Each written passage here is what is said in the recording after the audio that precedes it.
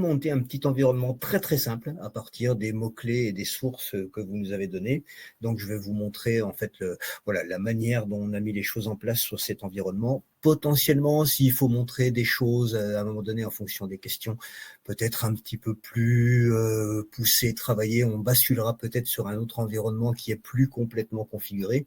Celui-ci, voilà, on l'a monté très très rapidement pour l'occasion. C'était un environnement qui partait d'une page blanche, on va dire. Alors, je vais vous montrer ce que nous avons mis en place. Donc là, je suis sur la page d'accueil, où on me demande mon identifiant. Vous voyez, on a créé un utilisateur spécifiquement pour cela. Donc, je vais me connecter à l'application. Alors, on tombe tout d'abord sur la page d'accueil qui permet en fait à l'utilisateur. Alors, il faut savoir que l'utilisateur peut être soit un veilleur, soit un analyste, soit un expert, soit potentiellement un utilisateur final. On a certains utilisateurs finaux, consommateurs de l'information, qui travaillent directement dans cette partie, on va dire, de plateforme de collecte et qui ne passent pas par la partie collaborative. C'est tout à fait possible. Donc, on arrive sur cette page d'accueil que l'on peut configurer. Donc, vous voyez, là, j'ai mis les derniers résultats en termes d'intelligence économique, d'OSINT et de veille collaborative, qui étaient les trois principaux mots-clés que vous nous aviez donnés. Et puis un petit graphique ici avec les personnes en fait qui se sont exprimées sur la dernière période. On a la détection automatique des noms, et donc voilà, il y a les personnes qui sont exprimées qui apparaissent ici. Je peux bien sûr réorganiser ça comme je veux, je peux ajouter des nouvelles dashlettes en fonction des éléments que je veux visualiser sur ma page d'accueil.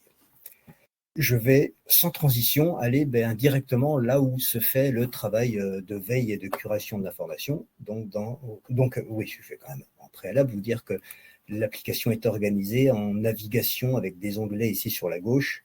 Donc, on va avoir ici l'aspect tableau de bord, web et data lake, j'y reviendrai tout à l'heure. Ce serait justement quand on vous montrera comment on aurait pu faire au lieu de faire comme on a fait. La partie documents, c'est ici que sont vraiment stockés les documents résultats de la veille, donc je vais aller regarder.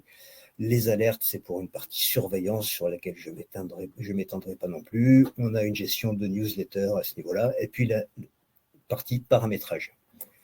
Alors, je vais aller directement dans la partie des résultats de la veille et vous allez voir qu'on a divisé en fait l'ensemble des résultats en 3 dossiers principaux. Alors, bien évidemment, chacun de ces dossiers peut être renommé, on peut organiser son arborescence comme on veut, renommer, créer des sous-dossiers, déplacer, etc., etc. Et donc, chaque utilisateur peut organiser l'environnement, pour peu qu'il en ait les droits, bien sûr, peut organiser l'environnement comme il le souhaite en espace de dossier documentaire.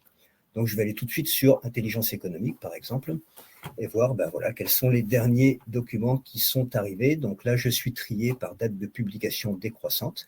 Et donc, on a pris en compte les sources que vous nous avez données. Et puis, on a mis en place des collectes sur ces sources pour aller récupérer leur contenu. On l'a planifié de manière quotidienne, si je me souviens bien, pour l'instant. Alors ici, on a une date dans le futur. Donc, on a fait exprès, puisqu'on configure la manière dont l'information est collectée, on a choisi de dater ces documents-là qui référencent soit des webinars, soit des formations, des choses comme ça, à la date à laquelle aura lieu ce webinar. On aurait pu tout à fait choisir une autre date à l'intérieur pour en faire la date de publication. Derrière, la conséquence, c'est qu'on a des dates qui sont dans le futur. Donc, j'ai mes listes de résultats qui sont ici, que je vais pouvoir exploiter. Alors, je vais pouvoir filtrer, bien sûr, l'information. Je vais pouvoir demander à voir uniquement l'information qui date soit du dernier jour, des 7 derniers jours, de la dernière année, puisque quand on a configuré la collecte, on a récupéré aussi de l'information qui date un petit peu, puisqu'on a récupéré un historique. Voilà, sur la dernière année, j'ai 104 résultats qui sont disponibles. Je peux aussi filtrer en fonction de la langue, en fonction des formats, demander juste les PDF, les Word, et ainsi de suite. Je peux masquer des domaines. Si des domaines ne m'intéressent pas ici, je vais pouvoir demander à ne pas les visualiser. Et puis, je vais pouvoir exploiter mon information, alors soit en lisant des listes de résultats, ou alors en filtrant, parce qu'on a ici tout un ensemble de facettes qui sont calculées de manière automatique.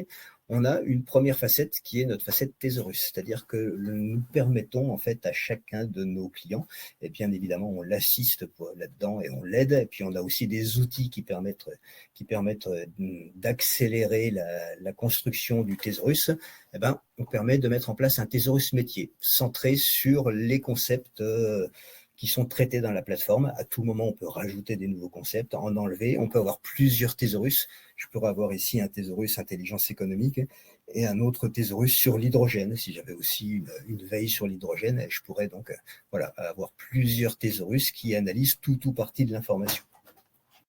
Eh ben, je vois que dans les concepts de l'intelligence économique, eh ben, on a détecté des documents qui parlent d'analyse des tendances, d'analyse financière, business intelligence, etc. Et tout ça, bien sûr, me permet de filtrer. C'est-à-dire que si je sélectionne lobbying, je n'ai plus que les 3 documents qui parlent de lobbying et toutes les autres facettes se sont remises à jour. C'est-à-dire que dans ces 3 documents qui parlent de lobbying, ça me parle aussi de cartographie, d'intelligence artificielle et de thésaurus.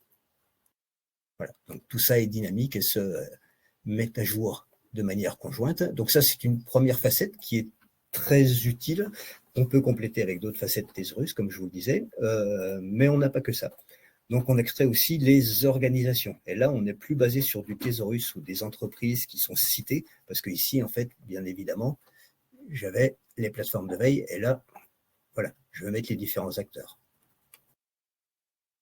Mais on a cette facette des organisations, et cette fois-ci, c'est de l'intelligence artificielle, et on va détecter des noms d'organisations en fonction de la structure du texte et en fonction de ce qui est exprimé dans le texte, et l'outil va nous dire, ben ça, je détecte que c'est très certainement une organisation. Donc, pas forcément une entreprise. Hein. Vous voyez, il y a Sénat, c'est pas une entreprise, c'est une organisation, de même que l'OTAN, l'ONU, le Club Afrique, l'école de guerre économique, qui est la plus citée, et la Commission européenne, etc., etc. Et s'il y a quelque chose qui me paraît peu pertinent, par exemple Union européenne et UE, ben je pourrais le renommer et dire que UE doit être maintenant, voyez, doit être maintenant cité sous la forme Union européenne pour pas avoir des doublons, et donc regrouper ces deux-là. Et puis si j'ai un faux positif, ce qui arrive, je vais pouvoir aussi demander à le cacher. Et puis bien sûr, c'est persistant, hein, et la prochaine fois que je me connecterai et qu'un autre utilisateur se connectera, eh ben, il ne verra plus effectivement ce faux positif. Donc j'ai ça pour les organisations et j'ai exactement la même chose sur un processus d'intelligence artificielle pour les personnes qui sont listées. Donc on parlait de recherche d'experts, identification des experts. Ben voilà, on a un bon exemple de comment ça peut se faire. Donc on a Monsieur Christian Rapullo qui est beaucoup cité quand on parle d'intelligence économique, ce qui est relativement peu étonnant. Et puis il y a d'autres acteurs. Bah tiens, voilà, Mathieu Andro. Apparemment, vous êtes pas mal cité aussi quand on parle d'intelligence économique. Pas très très étonnant non plus. Et puis Marie-Noël Linnemann, par exemple. Voilà, si je filtre, eh ben je vais me rendre compte que parce que je crois que c'est une sénatrice. J'avais regardé. Je sais plus où est le document qui la concerne, mais voilà, c'est une sénatrice, effectivement, auteure d'un rapport sur l'intelligence économique. Avec, il y avait des collègues, si je me souviens bien, il y avait Serge Babary et puis je ne sais plus qui, mais voilà, ils ont Franck Montoge, il avait été détecté aussi. Donc voilà la manière dont on peut faire de la détection d'experts via l'outil. Les sources, donc dans ce contexte-là, ça ne va pas être, on va dire, complètement déterminant parce qu'on les connaît les sources, c'est des sources que l'on collecte. Mais quand même, je peux filtrer en fonction de la provenance de l'information. Donc avec les .com, etc., etc. Donc j'ai toutes mes sources qui sont ici, qui vont me permettre de filtrer. Les pays qui sont cités, alors je reviendrai sur les pays, là on a les codes ISO, mais je vous montrerai tout à l'heure comment on peut visualiser ça sur une carte géographique, puisque ça faisait partie des fonctionnalités que vous proposiez de montrer. Donc je le ferai, je vous montrerai ça dans un tout petit moment. Les langues, là j'ai juste du français. Les types de fichiers, je pense pas que j'ai j'ai pas de PDF ici pour l'instant. Les tags, les documents peuvent être tagués. Par exemple ici, voilà, c'est un événement, et là par exemple je vais pouvoir dire que c'est un projet. Hop, je rajoute un tag, et si je mets à jour mon dossier, puisque je viens de saisir un nouveau tag, eh ben, j'ai ici la liste de mes tags et je vais pouvoir filtrer l'information et la retrouver en fonction des tags que je leur ai donnés. Détection des dates. Alors attention, ce n'est pas uniquement les dates de publication des documents, c'est les dates qui sont citées. ce qui va me permettre, ok, j'ai des 2050, j'ai assez peu de choses dans le futur. Ok, non, j'ai rien dans le futur. Assez régulièrement, on voit apparaître des dates 2030, 2040. Et en général, c'est des documents qui sont très intéressants parce que c'est des documents qui donnent de la prospective, qui donnent l'état d'une technologie à l'horizon dans une dizaine d'années ou quelque chose comme ça. Donc voilà, ça peut être très très intéressant. Les lieux, c'est un petit peu une redite des pays. Et puis les emails, on détecte les emails si on est dans une démarche commerciale ou achat. C'est quelque chose qui peut être intéressant. Ensuite, le processus de curation. Alors, le processus de curation, tout dépend du process qui est choisi par le client. Soit tout va se passer ici, dans cette plateforme. Et à ce moment-là, la curation peut être, par exemple, de choisir un document et de dire, OK, ce document, je vais en créer une copie ou je vais le déplacer dans un autre dossier. Et c'est cet autre dossier qui constituera mes résultats de veille. Ou alors, je vais pouvoir l'ajouter à une newsletter. Donc, je peux gérer des bulletins de veille. J'ai ici configuré un bulletin de mars 2024 et dire, OK, ça c'est de l'OSINT. J'ajoute, et voilà, le document est ajouté à une newsletter. Et puis, ma newsletter, eh bien, je vais la retrouver ici dans la partie newsletter. Mon bulletin de mars 2024, voilà, j'en avais mis de côté un ce matin, un deuxième ici. Et puis derrière, quand je veux générer ma newsletter, alors là, on n'a pas fait de templating, on n'a rien fait, c'est vraiment la newsletter de base. Quand je suis prêt, je dis télécharger, je peux le télécharger en PDF, en doc ou en HTML. Et je vais obtenir quelque chose de très très simple. Comme ça, avec une table des matières, je l'ai configuré pour mettre les 1000 premiers caractères, mais j'aurais bien sûr pu modifier le résumé. Et puis, j'obtiens le fichier que je peux ensuite envoyer et diffuser. Autre moyen de faire de la diffusion de la veille, c'est de la publier. Donc ici, j'ai un bouton de partage. Donc on a plusieurs options ici. On a un portail collaboratif qui nous est propre, qu'on n'a pas configuré dans cet environnement. Donc je ne vais pas vous le montrer tout de suite, mais sachez que derrière, on dispose d'un grand nombre de connecteurs. C'est-à-dire qu'on va pouvoir pousser l'information vers des solutions partenaires ou pas partenaires d'ailleurs, mais dans un SharePoint ou alors dans un espace Jalios ou dans d'autres espaces d'outils collaboratifs ou d'outils de réseau social d'entreprise. Il suffit d'avoir le connecteur et on en a, je vous dis, un grand nombre, et on va pousser l'information là où les utilisateurs ont l'habitude de travailler et là où ils ont l'habitude de faire un processus de validation, de consultation, de collaboration, etc., plutôt que de leur imposer un nouvel outil. Voilà, sachant qu'on a bien sûr notre portail collaboratif si jamais le client n'est pas encore équipé. Dans les autres fonctionnalités que vous nous suggériez de montrer, vous parliez de cartographie des co-occurrences. Alors, cartographie des co-occurrences, je vais vous montrer comment on génère ça. Donc, je vais sélectionner ici mes 104 documents. OK, toutes les pages. Hop. Et puis, je vais demander à créer une cartographie. Donc, créer une carte. Alors, je vais l'appeler... alors, on va voir ce qu'on va mettre. Je vais dire que c'est Carto des experts, par exemple, de l'IE 2024. Je vais cartographier en utilisant les informations de mon thésaurus et je vais demander à faire figurer aussi les noms des personnes. Je pourrais faire figurer aussi les organisations, mais là, je vais demander à faire figurer les personnes et je vais mettre ça dans le dossier intelligence économique. Et je fais créer. Donc voilà, il m'a créé ma cartographie, c'est aussi rapide que ça. Et donc, au niveau de mon dossier, j'ai une partie ici carte, donc je vais aller voir dans les cartes. Vous voyez que je me suis amusé à en créer quelques-unes. Voilà celle que je viens de créer là maintenant. Je vais l'ouvrir. Alors, c'est un petit peu brut de fonderie, hein, c'est une grosse pelote, un gros plat de spaghettis, mais on a les outils pour modifier ça et je vais demander à ce qu'il me calcule une autre disposition, peut-être un petit peu plus exploitable.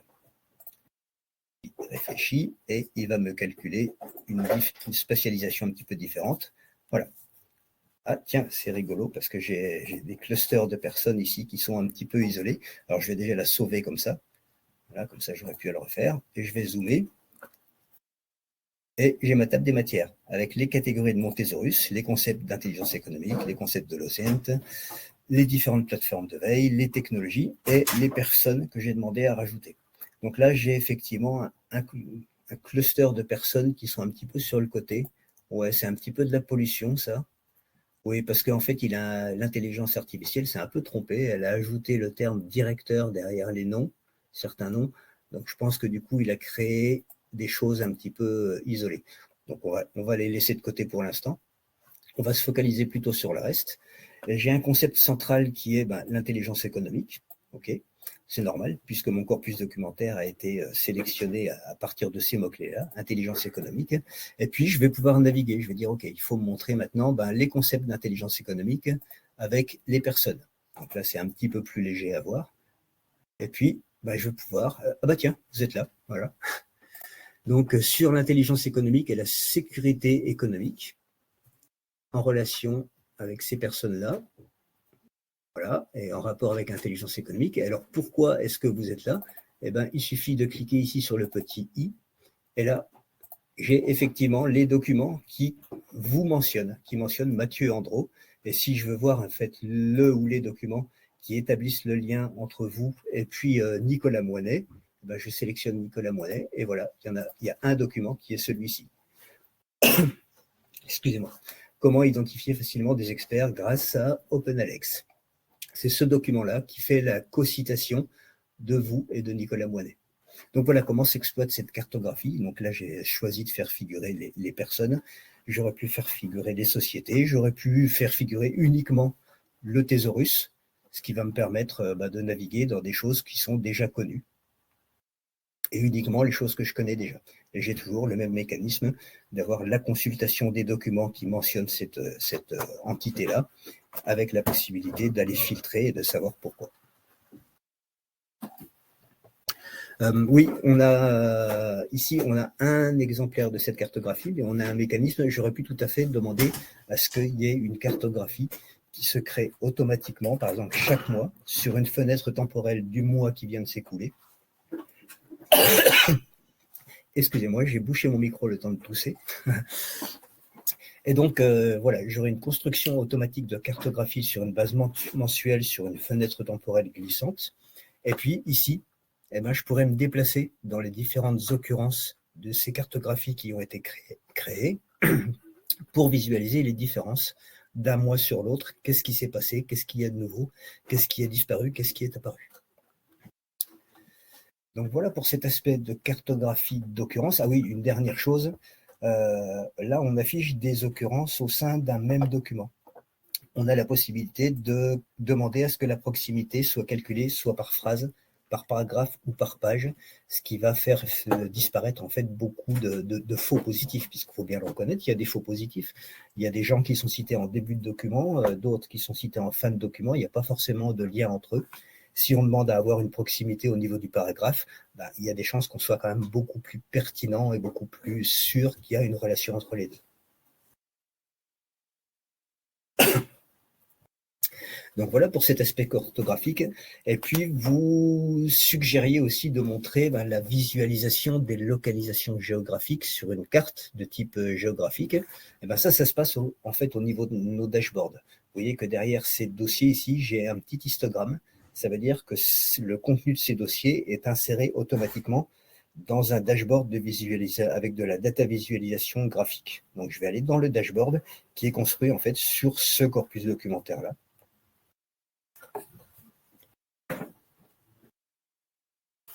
Et j'accède à mon dashboard. Alors ceci, c'est un dashboard standard, c'est-à-dire que derrière, on peut le personnaliser. Et donc avec des filtres ici, je peux filtrer par dossier, je peux filtrer avec ma timeline. Et puis quand j'applique un filtre sur un dossier, j'ai mon filtre qui apparaît ici, et à tout moment, je peux supprimer le filtre pour revenir sur l'intégralité des documents. Ici, j'ai la liste des documents avec leur date de publication qui a été calculée. Et on voit que, oui, effectivement, dans certains dossiers, j'ai carrément une formation qui est planifiée le 18-06. Donc, encore une fois, on l'a mise en date de publication au 18-06. Ça mériterait peut-être d'être affiné et de prendre la vraie date de publication. La timeline de publication, les sources, d'où vient notre information, je vois que le plus gros site représenté ici, c'est le site de Arnaud Pelletier. Mais derrière, j'ai d'autres sites qui viennent, et puis autres, et puis je peux zoomer comme ça, et puis descendre, et puis aller voir effectivement d'où vient l'information, et la fameuse cartographie géographique, donc non pas sur la provenance de l'information, mais sur en fait les pays qui sont cités à l'intérieur des documents. Et donc je vais aller ici au niveau de l'Europe. Donc chacun de ces éléments peut être mis en plein écran. Et puis, tiens, il y a l'Islande qui est citée. Donc je vais prendre l'Islande. Okay, je vais reminimiser. J'ai plus qu'un seul document qui me parle d'une technologie d'intelligence artificielle et qui me parle d'OSINT. Et si je l'ouvre,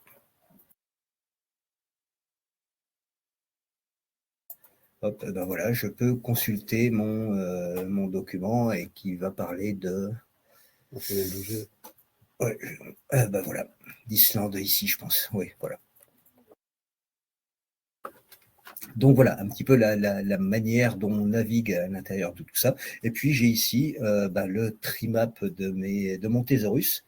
Je vais pouvoir voir, voilà, j'ai 48 documents qui me parlent de veille stratégique. Ça parle de ces documents-là. Leur timeline de publication, la voici. Et je peux zoomer sur février 2024. Et voilà, j'ai les 4 documents de février 2024 qui parlent de veille stratégique et qui, manque de chance, ne parlent pas d'un pays. Mais ils auraient pu. Bien sûr, je peux ici exporter à tout moment les résultats de ma veille avec ces URL, la date, le titre. Chacun des dashlets est exportable. On peut directement générer le slide PowerPoint pour l'insérer dans une présentation. Voilà. Et puis, on a d'autres onglets. En fait, que là, c'est la vision qu'on appelle la vision globale, mais on a d'autres onglets. Il y en a un quand même qui est relativement utile, je trouve, même plus que relativement. C'est la matrice de croisement. C'est-à-dire que si je m'intéresse au concept de l'intelligence économique et aux technologies sous-jacentes, voilà, je vois que l'intelligence artificielle et l'intelligence économique sont citées en conjonction 41 fois. Donc, si je cherche à savoir pourquoi, voilà, je vais au croisement des deux. Et ici, j'ai les 41 documents qui parlent d'intelligence artificielle avec l'intelligence économique. Donc voilà pour la partie dashboard. Est-ce que vous avez des questions à ce stade-là? Ça me permettra de faire une petite pause en même temps, parce que je parle très vite, je suis désolé. Ce que je trouve vraiment pas mal, c'est qu'effectivement, les data visualisations, elles sont navigables. Et c'est vrai que pour ça, c'est quand même pas négligeable. Après, moi, c'est sur le thésaurus. Oui. Donc, on peut importer du coup un thésaurus qu'on aurait récupéré comme ça sur DataGo ou en mode SCOS ou en CSV, c'est faisable. Oui, c'est ça. Oui, tout à fait. Vous l'avez, je vais vous montrer un petit peu sous le capot, puisqu'on est là pour regarder sous le capot. La partie thésaurus, voilà, thésaurus intelligence économique. Et ici, vous avez un onglet d'import qui va me permettre de prendre un fichier et puis de l'importer. Et puis derrière, c'est très simple, hein, c'est des catégories avec pour chaque catégorie les termes et les synonymes des termes. Et du coup, ça va annoter l'ensemble du corpus de veille à partir de ce thésaurus. Tout ce qui rentre en fait, dès qu'on a un processus de collecte d'informations, quel qu'il soit, parce que vous verrez qu'il y a plusieurs manières on a plusieurs processus de collecte d'informations, on va lui associer un ou plusieurs thésaurus. Et donc là, on en a un seul, donc on a dit, tout ce qui rentre, ça passe par ce thésaurus intelligence économique. Et ce que vous voyez là, ce sont des informations qui sortent du thésaurus, les pavés gris ici. Et ça, c'est de l'information aussi qui va être publiée, que je publie sur un portail ou via notre API. Ces métadonnées qui sont issues du thésaurus, elles font partie du format de sortie. Automatiquement générées, c'est ça? Parce que les termes sont identifiés dans le contenu. C'est ça. Alors, tout fait partie de nos métadonnées, c'est-à-dire que ici, les organisations détectées en automatique font partie aussi des métadonnées qui vont être disponibles via nos formats de sortie. Les noms de personnes détectées, même chose, etc. Et donc aussi, a fortiori, les termes du thésaurus font partie des métadonnées qui sont exportées également.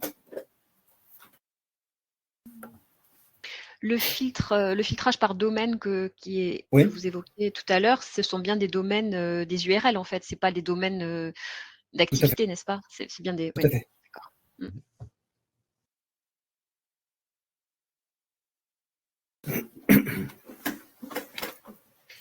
Et donc vous avez parlé tout à l'heure d'une Mmh. partie collecte et d'une partie collaboration, en disant que Mmh. certains de vos clients n'utilisent que la partie collecte, par exemple. Ouais. Donc Mmh. ça veut dire qu'il y a une forme, une modularité permise Tout à par votre fait. solution? Mmh.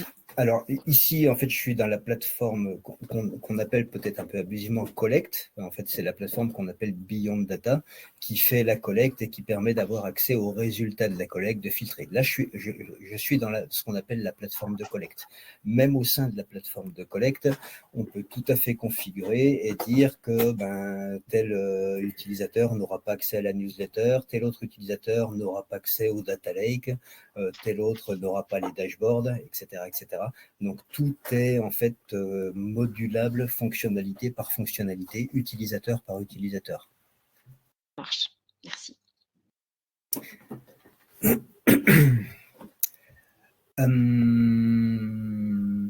Ok, je passe peut-être. Donc là, en fait, on a mis en place le processus où sauf si à tout moment vous pouvez m'interrompre, hein, si vous avez une question qui vous vient à l'esprit, n'hésitez pas.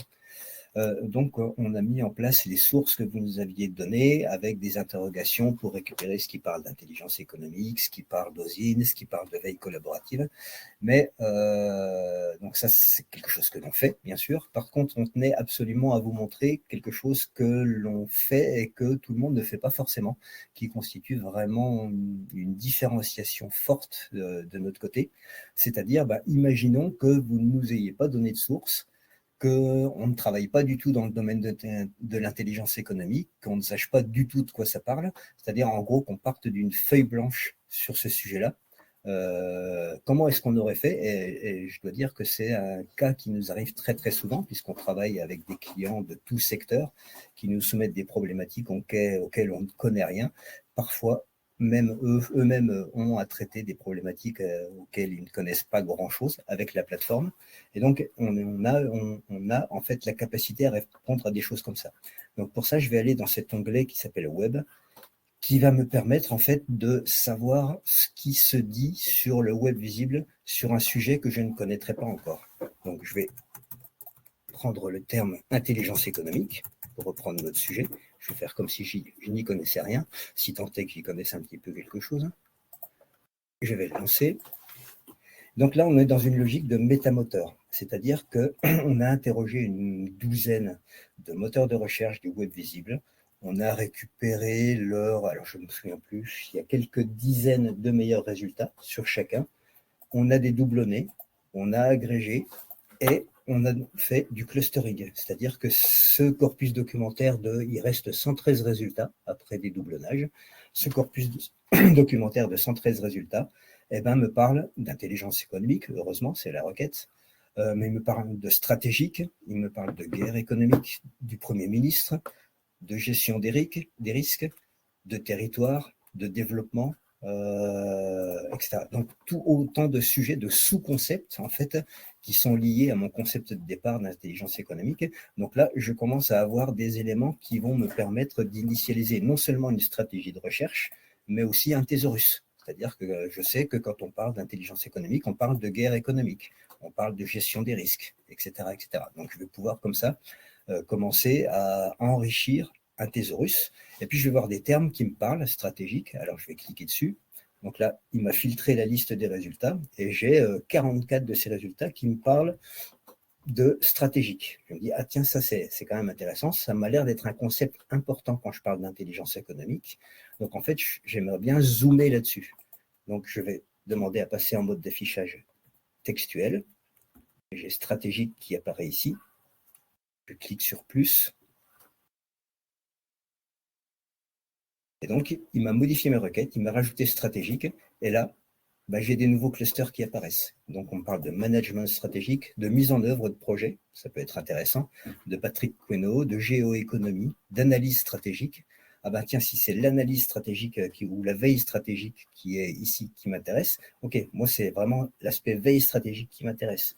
Donc le terme apparaît. Donc ici en mode textuel, c'est la même chose que ce qui est là-haut dans la mosaïque. Donc je clique sur le plus, donc il me rajoute veille stratégique, il me recalcule les clusters, et là ça me parle de hautes études, ça doit parler de l'école des hautes études de Genève, sûrement. De conseils, d'informations stratégiques, de maîtriser et pratiquer la veille stratégique. Et là, je me dis, OK, bon, tous ces clusters de prise de décision, tiens, tous ces clusters-là sont assez intéressants. Donc, a priori, l'information qui m'est restituée ici est de l'information qui est intéressante pour mon sujet. Moi, ce que j'aimerais maintenant, c'est sortir du web visible, c'est-à-dire demander à l'outil d'aller me collecter d'une manière massive de l'information sur ce sujet-là. Parce que c'est une capacité de notre solution, en fait, qui est de disposer de ce qu'on appelle les smart bots, qui sont des agents intelligents à qui on donne une requête et qui vont partir sur le web, mais cette fois-ci, plus se contenter de faire du métamoteur, comme c'est le cas ici, mais explorer eux-mêmes le web, crawler le web à partir de points de départ pour rechercher de l'information pertinente par rapport à ça, et vraiment crawler le web pour aller trouver l'information, même si elle est sur des sources que je ne connais pas. Et donc, pour ça, en fait, c'est très, très simple. J'ai cette requête qui me convient bien. J'ai ici un bouton « Créer un smartbot ». On me propose, c'est OK, un smartbot intelligence économique. Sauvegarder. Voilà. Là, c'est ce que je viens de faire. Je viens de créer un agent intelligent qui est parti sur le web et qui a maintenant commencé à crawler sur le web pour trouver de l'information pertinente par rapport à ça, où qu'elle se trouve. Et puis, je peux continuer en fait ma démarche, c'est-à-dire revenir en arrière. OK, cet aspect veille stratégique, je l'ai exploité. Et maintenant, je veux plutôt explorer l'aspect guerre économique. Hop. Donc, j'ajoute guerre économique.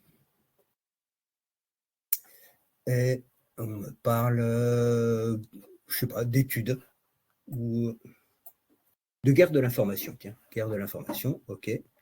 Je rajoute ce terme.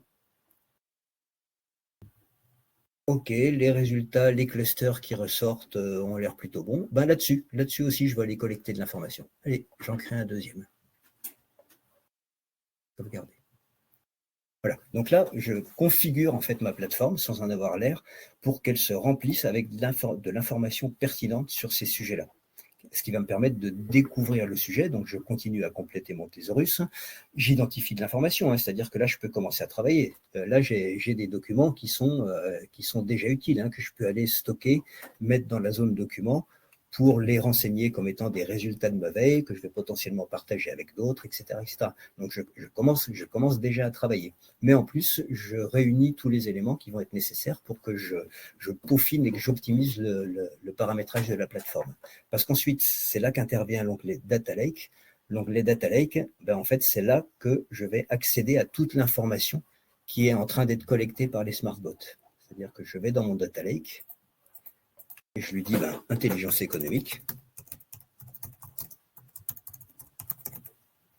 Oups, je me suis trompé. OK, c'est bon. Rechercher.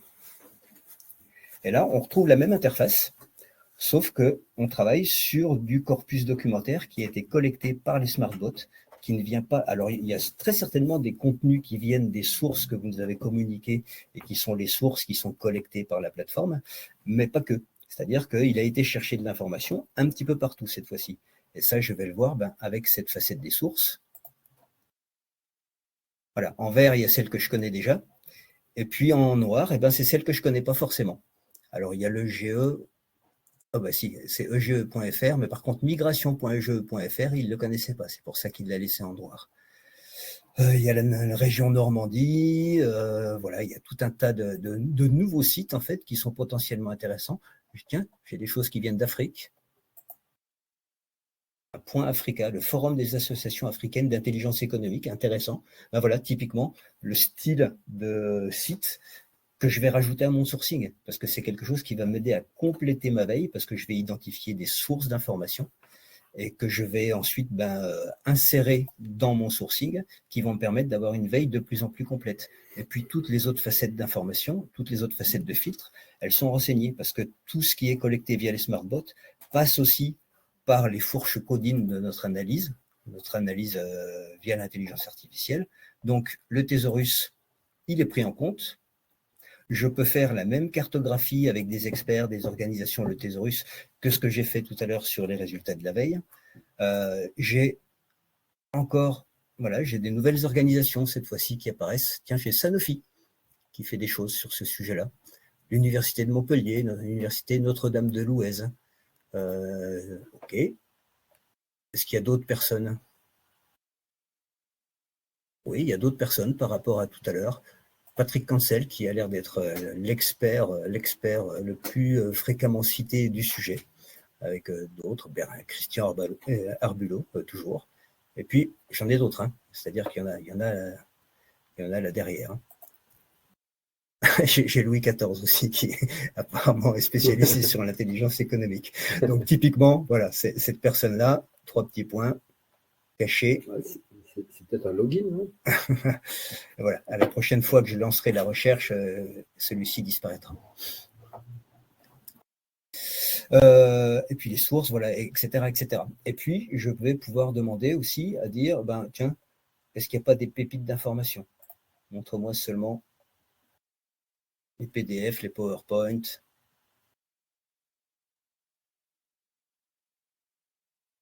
Hop, et je vais trier ça par date de publication décroissante pour voir si j'ai des informations récentes. Oui, j'ai des informations relativement récentes. 16 février 2024. Ok, il y a pas mal de fiches formation. La région Normandie aussi, qui a pas mal de choses à dire sur le sujet. L'ENSIB.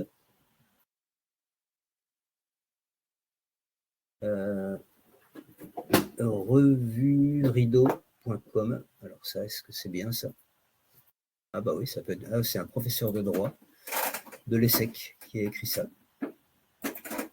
Et ça m'a l'air assez récent. C'est de 1er novembre 2022. C'est pas hyper récent, mais bon, c'est pas trop vieux non plus. Ça peut quand même servir.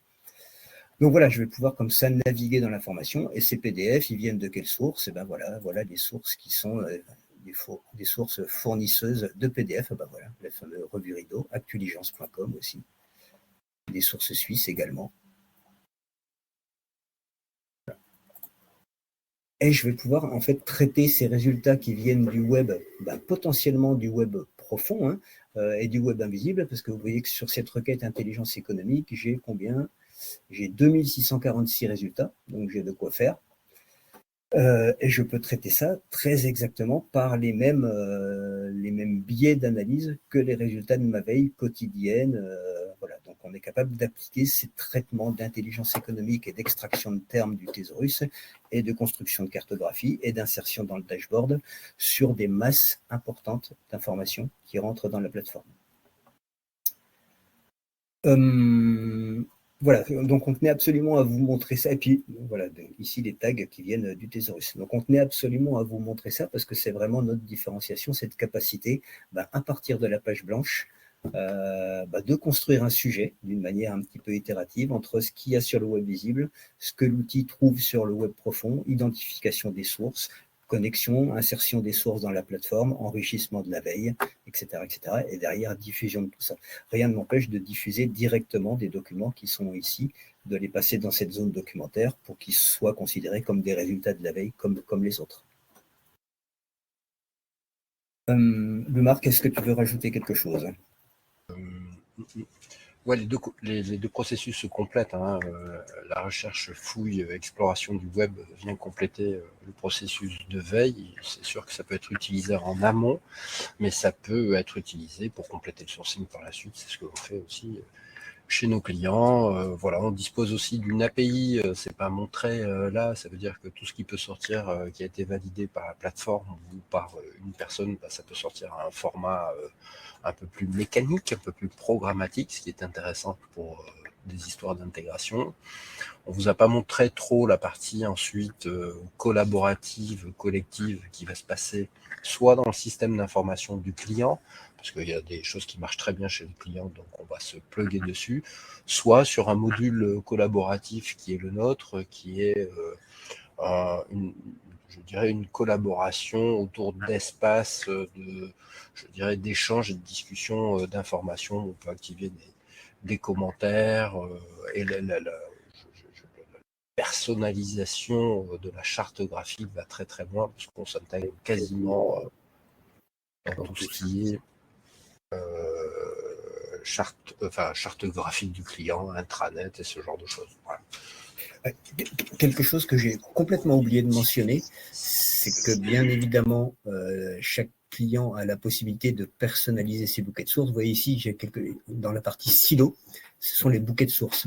Donc on a un silo qui s'appelle référence et un silo qui s'appelle réseaux sociaux, qui sont des bouquets de sources gérés par le client, l'utilisateur de la plateforme de collecte. Donc là, on en a 2, mais on pourrait en avoir autant qu'on en veut. Et il y a un ensemble de silos qui sont préfixés par XO, qui sont en fait des sources de référence que l'on met à disposition de tous nos clients. C'est-à-dire que même en partant de la page blanche, quand le client n'a pas commencé à connecter une seule source dans son environnement, il a des sources de référence sur l'aéronautique, l'agriculture, l'automobile, les appels à projets, la chimie. Voilà, j'en passais des meilleurs. Je crois qu'on a une trentaine de silos comme ça, avec environ 2000 sources de référence, encore une fois, sachant ce sont des sources qui sont connues de tout le monde, hein, a priori, mais on laisse la possibilité à nos clients d'utiliser les smartbots pour identifier des sources peut-être un peu plus différenciantes, et à ce moment-là, il va les mettre lui-même dans ses silos à lui, qui ne sont bien sûr partagés avec personne. Oui. Notez que le sourcing client est propre, lorsque le client fait son propre sourcing, il reste propre à son environnement. On ne partage pas les sources des uns et des autres. C'est nous qui décidons à un moment donné de passer certaines sources en mode référence. On a quelques règles là-dessus. Donc il faut que ce soit transverse et que ça puisse servir tout un ensemble de clients, de projets, de processus. Mais voilà, la plupart des sources sont propres aux clients. Voilà ce que je voulais ajouter sur ce point-là. Est-ce que vous avez des questions ? Il peut s'agir de sources payantes, par exemple. Alors, oui, tout à fait. On ne vous l'a pas montré, mais dans la partie prise en compte des sources, il y a effectivement un aspect sécurité où on peut saisir un nom d'utilisateur, un mot de passe.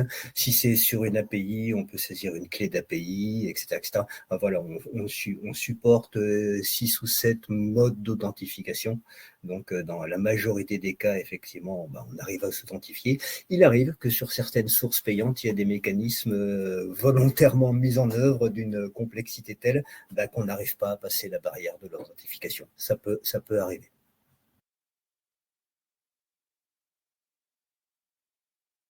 Moi, j'aurais une question sur la gestion des recherches multilingues ou des sujets qui peuvent amener plusieurs langues.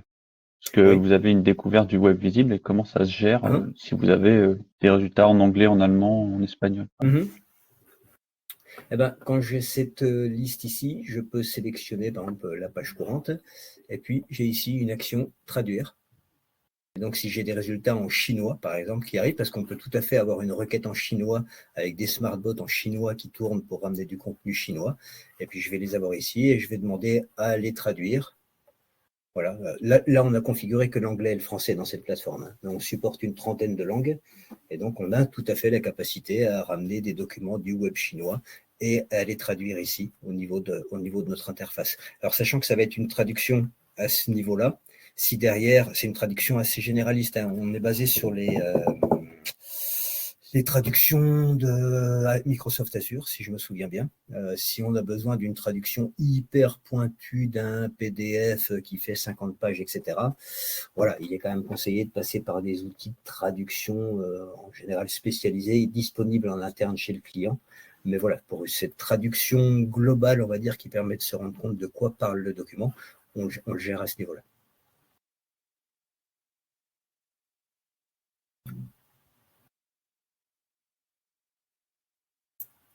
Donc, C'est vraiment intéressant, hein, la possibilité comme ça d'identifier des sources assez aisément. On voit là en un clin d'œil qu'on arrive à en identifier quand même pas mal. C'est vrai que Ouais. c'est une fonctionnalité qui est vraiment sympa.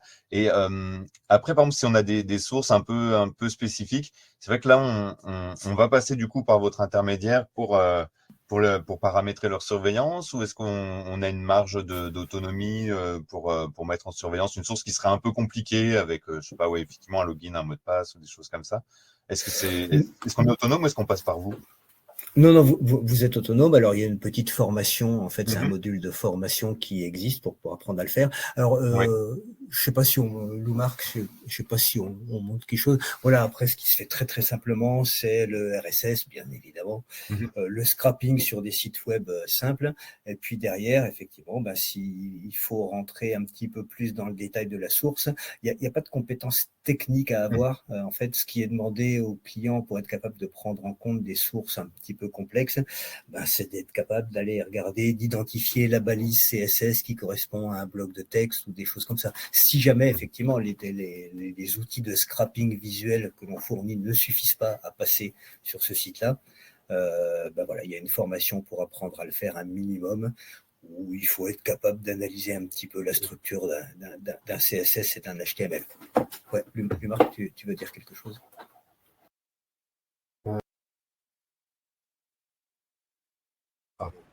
Oui, en fait, on vous a préparé 2-3 petites vidéos, donc on peut les passer là, à la limite pour vous montrer ce que ça donne sur éventuellement le scrapping, entrer qu'est-ce qu'on avait mis Ah oui, un flux RSS, ça se fait en 2.2, mais ça, le flux RSS, à la limite, c'est même pas la peine. Mais bon, voilà, à la limite, on peut regarder si vous voulez, on peut le repasser après, le temps que Dominique retrouve ses petits. Mais voilà, c'est faisable, ça se fait. On a des clients qui se débrouillent très bien tout seuls.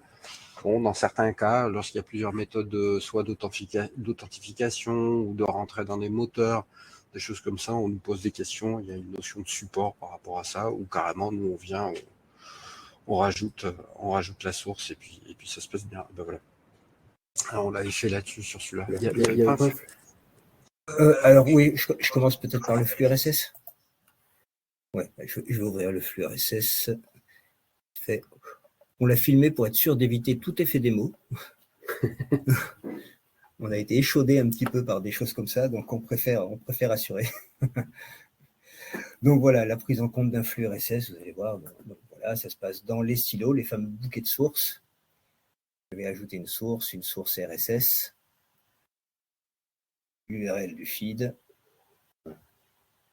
Voilà, next. Donc on dit ce qu'on a lu dans le feed, il y a bien une date, il y a bien une image, il y a bien une description. Je confirme. Là, je tombe sur l'assistant plus détaillé. Et vous voyez, entre guillemets, vous voyez, là, il y a un onglet options avancées. C'est ici qu'on va pouvoir saisir un mot de passe, un nom d'utilisateur, voilà, des options de sécurité qui peuvent. On n'a pas voulu en fait rentrer trop dans le détail à ce niveau-là, mais voilà, on a des onglets où là on va retrouver l'URL du fil RSS, là on va retrouver les notions de planification, quel jour est-ce que cette collecte tourne, est-ce que c'est plusieurs fois par jour, une seule fois par jour, à quelle heure, et les options avancées pour saisir une authentification. Et entre parenthèses, là, quand j'ai fait le petit film, je ne me suis pas rendu compte que la langue configurée par défaut était l'allemand. Mais bon. Et j'enregistre, et voilà, ma source est sauvegardée. Donc ça, c'est pour la partie RSS, et je dois avoir une partie scrapping. Voilà. On est au début. Donc là, on va passer par l'URL du site lui-même. Donc, je vais demander à ajouter une source de type HTML. Donc là, je tombe directement sur l'assistant. Je lui saisis un titre. L'URL de départ. Et je vais récupérer l'URL d'un des articles qui m'intéresse. Et dans la partie contenu, activer un assistant visuel.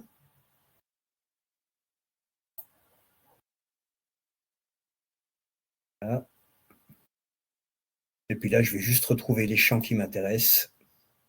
Voilà, le titre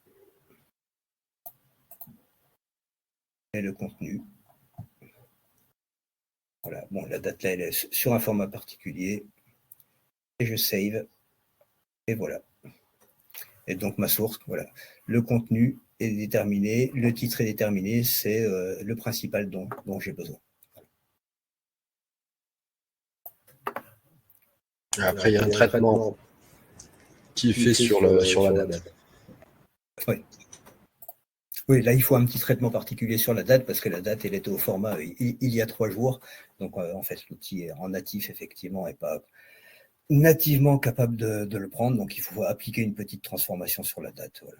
Mais c'est justement l'objet de la formation qu'on dispense sur la prise en compte des sources, être capable de faire des adaptations comme celle-ci.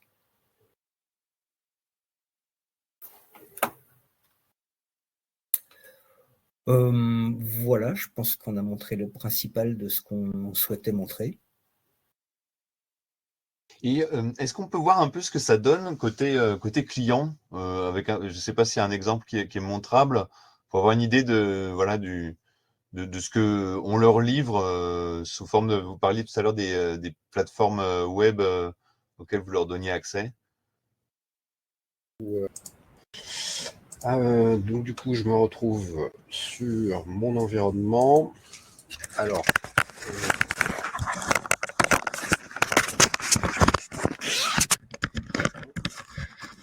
est-ce que vous m'entendez correctement? Oui, j'imagine. Oui, parfaitement.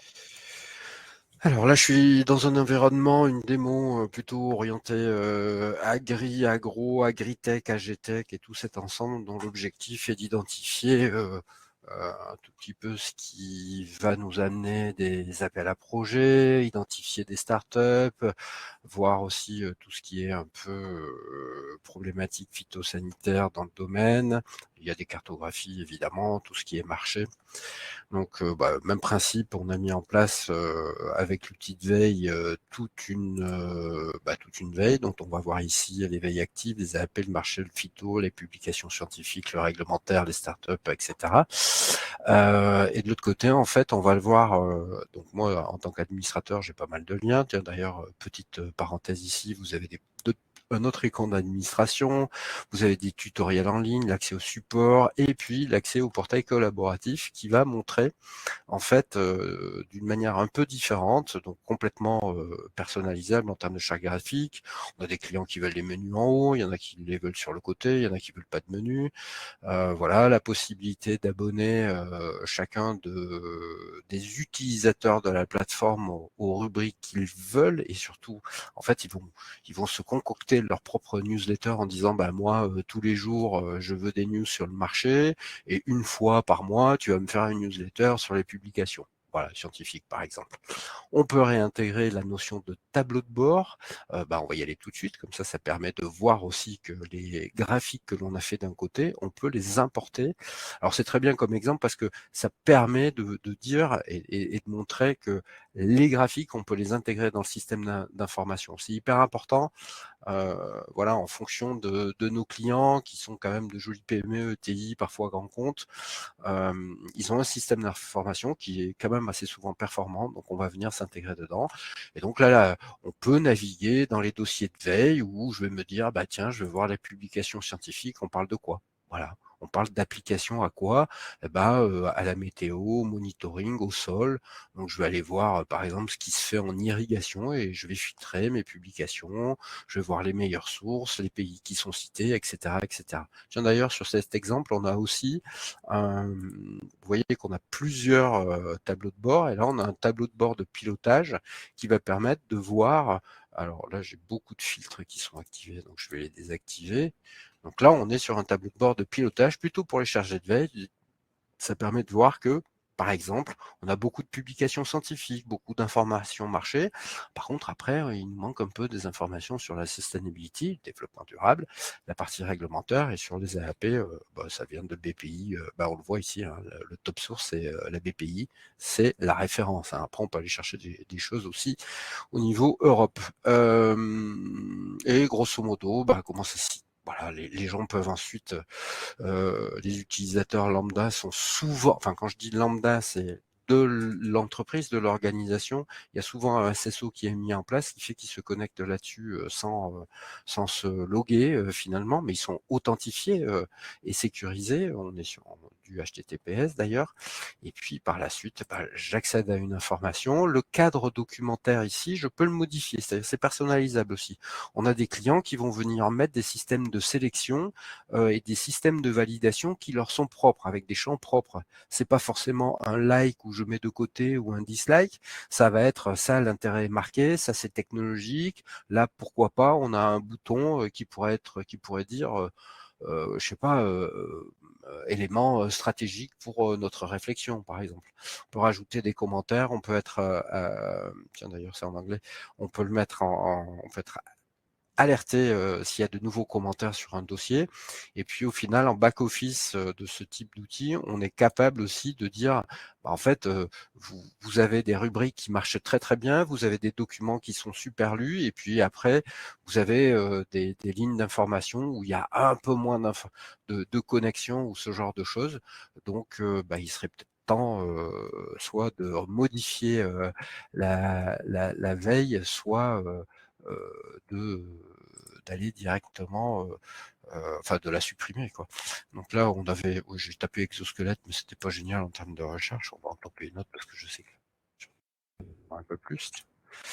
Et voilà, moteur de recherche plein texte aussi performant. On peut rajouter dans certains cas, dans certains projets, des fichiers PDF aussi qui peuvent être attachés à chaque information. Voilà, c'est assez multiforme dans le sens où c'est extrêmement personnalisable. Et c'est aussi à partir de ce type de module qu'on va automatiser l'envoi de newsletters parfois un peu plus complexes ou éditorialisés, qu'on va pouvoir rajouter aussi selon des définitions clients, des fiches sur des acteurs, des sociétés, des pays. En fait, la manière dont on classe l'information ici, on fait quasiment ce que l'on veut. Pourquoi pas rajouter des champs qui sont liés je dirais, à une analyse interne ou une façon de faire interne, parfois des documents liés à de la confidentialité. Notez que, en fonction du groupe de l'annuaire, enfin qu'on récupère de l'annuaire ou des droits que l'on va mettre, tout le monde ne voit pas tout, ce qui permet de resiloter l'information, même si c'est vrai qu'on aime beaucoup décloisonner, c'est un peu le principe de la veille. Bon, parfois, il y a des informations qui sont d'un niveau de confidentialité assez élevé. On recommande parfois de pas toujours tout mettre là-dessus. Et puis il y a des choses que l'on voit pas. Les remontées terrain aussi peuvent rentrer dans l'application collaborative avec un système de modération qui peut être activé par le client ou pas. On a eu des systèmes libres où il y avait des remontées terrain libres, et ça se passait très bien. Puis il y a eu d'autres systèmes où il fallait un peu plus de modération par un administrateur interne qui va être capable de dire cette information, on l'a déjà mise ailleurs, ou celle-ci, on ne va pas la mettre là-dedans, on va plutôt la transmettre à une autre personne. Voilà, j'ai un peu... C'est notre module. Là, il est personnalisé d'une certaine manière avec des couleurs de cette manière, mais cette personnalisation est faite, mais on a d'autres possibilités, d'autres agencements, et ça, en général, on le fait à façon avec le client pour que les taux de lecture soient très bons. On s'adapte vraiment à l'organisation du client parce que c'est important, en tout cas, sur ce point. Voilà, j'ai un peu fait le tour. Est-ce que vous avez des questions par rapport à ça? C'est vraiment très complet, hein. C'est vrai que sur tout le cycle de veille, c'est vraiment top. Et est-ce que, alors c'est un peu la question tarte à la crème, hein, mais c'est vrai qu'on parle beaucoup de l'intelligence artificielle générative. Est-ce que ça, c'est des choses que vous expérimentez, de pouvoir faire, je sais pas, des synthèses de plusieurs articles ou des résumés, des choses comme ça? Alors oui, complètement.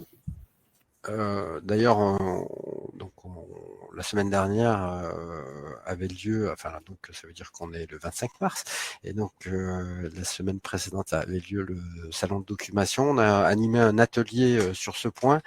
qui nous a permis de montrer où est-ce qu'on en était, donc l'intégration de fonctionnalités évidemment de résumé, de documents, de résumé plus traduction. On avait fait un test là, on avait montré quelque chose d'assez sympathique sur traduction en chinois et résumé automatique juste derrière. Ça donnait une très bonne vision. On intègre aussi des notions de prompts, alors des prompts intégrés où on va pouvoir faire des formes de résumés un peu spécifiques, par exemple des executive summary, des listes de points, des choses comme ça. Et on va travailler sur plusieurs axes, notamment vraiment outiller, je dirais, le chargé de veille pour qu'il aille un peu plus vite avec tout un ensemble de fonctionnalités que l'on va sortir sur 2024-2025. Et je crois que, alors j'ai pas toutes les informations de la production, mais je crois que d'ici 15 jours, on va officialiser la sortie déjà des premiers modules LLM autour du résumé, traduction et thésaurus, génération de thésaurus automatique. C'est ça, c'est la première flopée, et voilà, l'horizon, c'est environ une quinzaine de jours. Donc 3 axes de travail, la productivité, l'aide à l'analyse, et puis la pertinence globale du système, c'est-à-dire que nous aussi, on va intégrer des choses dans notre système pour l'améliorer, améliorer la pertinence globale, et que ce soit vraiment très, très spécialisé pour nos clients qui attendent ça aussi de nous. Mais effectivement, ça bouge beaucoup depuis l'année dernière sur les IA génératives. C'est confirmé. Bon, bah, génial. Eh ben, merci beaucoup. Je ne sais pas si Arnaud, toi, tu as une autre question éventuelle. Ah non, c'est pour le coup très complet. Enfin, c'est très bien d'avoir précisé justement sur la partie client un peu usager pour voir de l'autre côté, quoi. Ouais, c'est une partie importante. Et c'est vrai qu'on on aime bien quand même avec nos clients apporter l'information au bon endroit. Et le bon endroit, c'est souvent des modules qui leur sont propres. Des fois, on a des petits mots, des bouts d'informations qui vont remonter vers des outils comme Salesforce ou des choses comme ça, quoi. Donc, c'est vraiment, ça peut prendre n'importe quelle forme, et c'est important chez nos clients de pouvoir disposer de l'information au bon endroit. Ouais.